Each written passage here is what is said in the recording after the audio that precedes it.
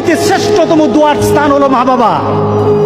ওই মা বাবা যদি হাত পাতে আরশ পর্যন্ত পৌঁছে যায়, ওই মা বাবা যদি বদদুয়া করে, পৃথিবীর সব তীর সব টার্গেট মিস হতে পারে, কিন্তু মা বাবার বদদুয়া কখনো মিস হয় না, কখনো মিস হয় না।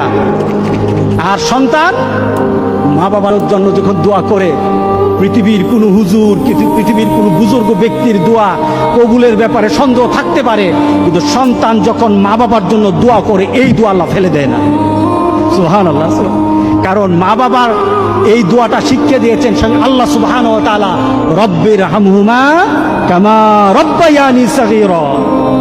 আপনি কবরে থাকবেন, আপনি প্রত্যেক নামাজে আপনার সন্তান দোয়া করবে আপনার জন্য, রব্বির হামহুমা কামা রব্বায়ানি সগীরা। পড়েন, মা বাবার জন্য দোয়া করেন প্রতি নামাজে বলেন মা বাবার জন্য, রব্বির হামহুমা কামা রব্বায়ানি সগীরা। আপনি দোয়া করেন, দেখবেন আপনার দোয়ার কারণে আপনার সন্তান আপনার জন্য দোয়া করছে। আপনাকে আল্লাহ যেন এমন সুযোগ করে দেয়, এমন কুলাঙ্গার সন্তান যেন আমাদের সন্তানগুলো আল্লাহ না বানায়। সবাই বলেন আল্লাহুম্মা আমিন।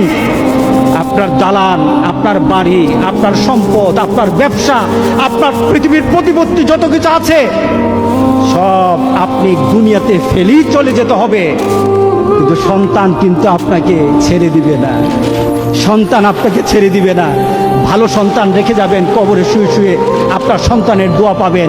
খারাপ সন্তান রেখে যাবেন, কবরে বিপদ বিপদ বিপদ চলতেই থাকবে। আল্লাহ আমাদের সবাইকে হেফাজত করুক।